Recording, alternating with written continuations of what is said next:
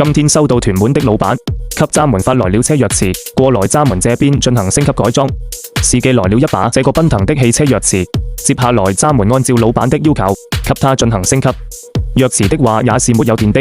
現在把鑰匙的殼子拆開，取出鑰匙的主板，然後把這個主板拿出來進行升級改裝。閘門這邊是專業升級改裝汽車鑰匙的，不管你是什麼車，新款車、老款車都可以來進行升級改裝，都可以幫你升級外觀、升級功能。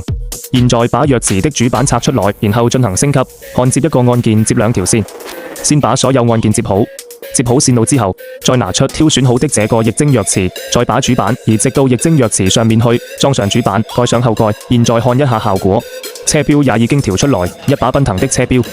現在一把全新的奔騰汽車鑰匙就升級好了。升級好的鑰匙不單單升級外觀，也會升級新功能，有靠近車感應式車門自動解鎖，離開車也會感應式車門自動鎖車，可以連接手機，可以手機控車，也能備註車主電話、鎖車升窗，還可以預約後尾箱，會升級很多老鑰匙沒有的功能。現在全新的奔騰車鑰匙升級好了，閘門重新檢測信號，測試鑰匙正常，沒有問題，閘門就可以發回去使用了。